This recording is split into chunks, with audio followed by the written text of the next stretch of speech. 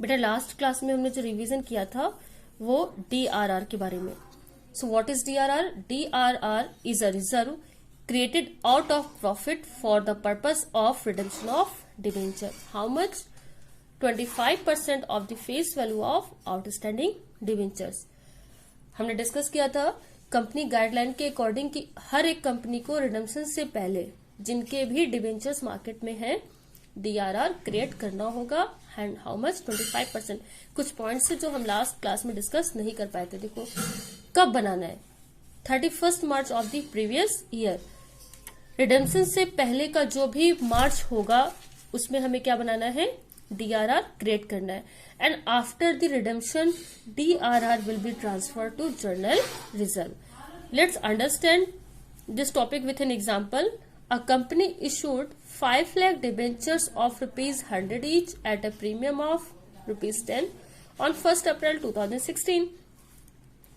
Redeemable on 31st March 2020. Calculate amount of DRR. तो DRR कितना बनना है? 25% of the face value of debentures. Face value 5 lakh rupees. 25% 1,25,000. When it will be created? कब बनाना है? बताया था आपको रिडेम्पशन से पहले का 31st मार्च. देन रिडेम्पशन कब हो रहा है? 31st March 2020. So it will be created on 31st March 2019. And what will be the journal entry for redemption of for creation of DRR? Surplus in statement of profit and loss account debited to debenture redemption reserve account 1,25,000 1,25,000 and profit transfer to DRR. आप इसको ये narration ये भी कर सकते हैं DRR created out of profit. बेटा पहला पॉइंट हमने कंप्लीट कर लिया है DRR. अब जो हमारा सेकंड पॉइंट है बिफोर रिडेम्पशन ऑफ डिबेंचर्स, जो लीगल लॉ है, जो रूल है वो हमें फॉलो करना है. दूसरा है हमारा परचेज ऑफ DRI कि डिबेंचर रिडेम्पशन से पहले कंपनी को एक इन्वेस्टमेंट करना पड़ता है गवर्नमेंट सिक्योरिटीज में या फिर शेड्यूल्ड बैंक में. ये DRI कितना बनेगा? 15% of the face value of debentures to be redeemed in the following year. यानी कि जो भी नेक्स्ट ईयर में डिबेंचर रिडीम्ड होने वाले हैं उनका 15%. और बेटा ये कब बनेगा?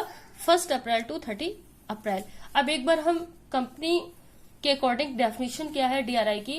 Company rule 2014 rule 18(7)(c. Company shall invest in amount equal to 15% of the nominal value of debentures that shall be redeemed by the company by 31st March of the next year, and the amount should be invested before 30th April of the current year. आप में से ज्यादातर को ये definition समझ में नहीं आए, बट सिंपल सी लैंग्वेज में जो इम्पोर्टेंट पॉइंट है, बिकॉज बहुत ज्यादा डिटेल में टॉपिक हमारे सिलेबस में नहीं है, तो जो सिंपल सा पॉइंट है जो हमारे न्यूमेरिकल्स में काम का है वो क्या है कि पहला जो हमारे काम का टॉपिक है DRI कितना बनेगा? 15%. किसका बनेगा? जो डिबेंचर्स रिडीम्ड होने वाले हैं उनकी फेस वैल्यू का 15%. देन कब बनेगा? Between 1st April to 30th April. ये डेट हम और आप डिसाइड नहीं करेंगे. The instructions given by SEBI and company act, और हमें उसको ही मानना है. अगर आपके क्वेश्चंस में डेट गिवन नहीं है तो आप कब बनाएंगे? 30th April of the current year. यानी कि रिडम्पशन से पहले का जो भी अप्रैल आएगा, रिडम्पशन से पहले का जो भी अप्रैल आएगा उस अप्रैल में DRI क्रिएट होगा. अब जो पहला है रिडम्पशन में हमें दो मेन पॉइंट याद रखने हैं. पहला हमने DRR बना लिया. जो सेकंड है हमने DRI परचेज कर लिया. फिर अब है रिडम्पशन के टाइम पर, जब रिडम्पशन का टाइम आएगा उस 15% सिक्योरिटीज को हम क्या करेंगे? इन्वेस्टमेंट को सेल कर देंगे, और जो कैश आएगा उस फंड का यूज हम कहाँ करेंगे? रिडम्पशन के लिए. तो पहले DRI हमने बनाया और फिर हमने क्या किया? बाद में DRI को सेल कर दिया. जर्नल एंट्री अभी हम बाद में इसकी सीखेंगे. तो 3 पॉइंट्स वापस से रिवाइज कर लो. Creation of DRR, how much? 25% of the face value of debenture. Second है DRI purchased, how much? 15% of the face value of debenture going to be redeemed. कब बनेगा?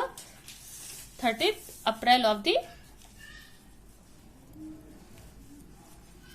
एंड नेक्स्ट हमारा DRI हमारा क्या होगा? सेल होगा.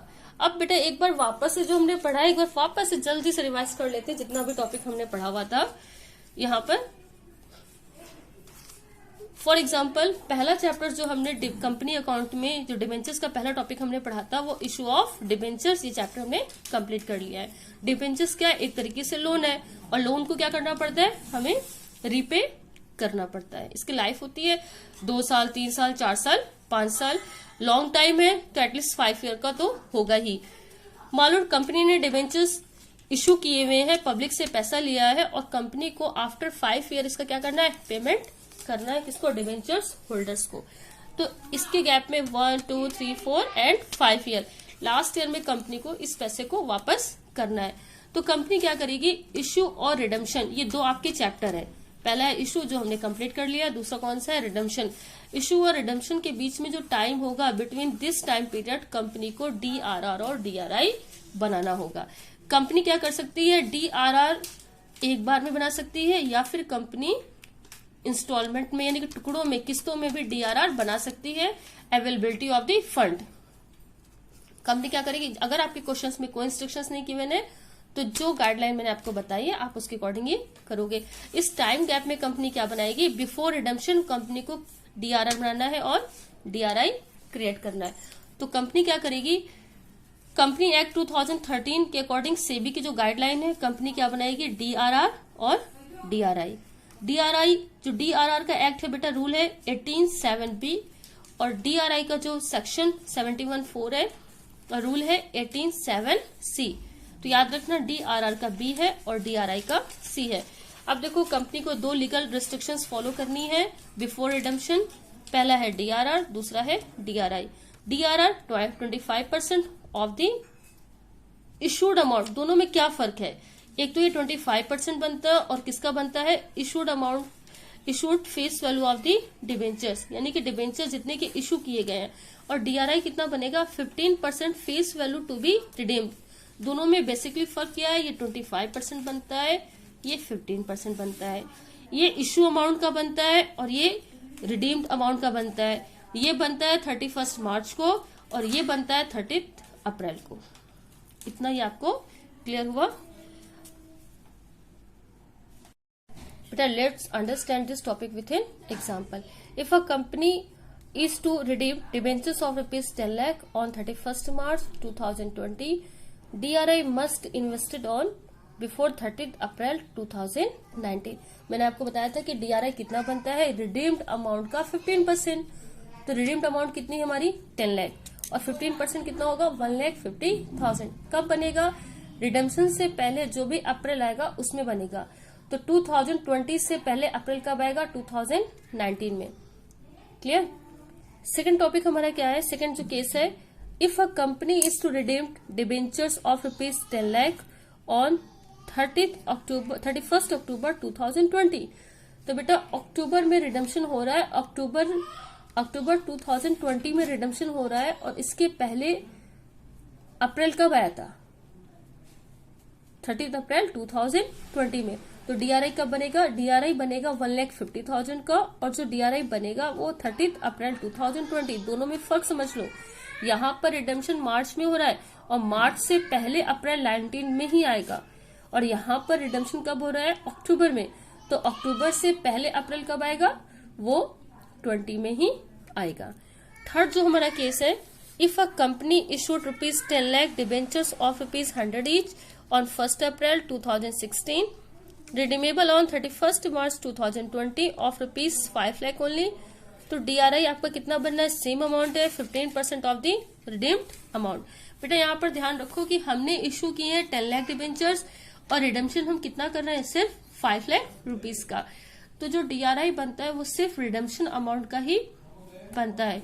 तो रिडम्पशन अमाउंट कितनी है हमारी, 5 लाख।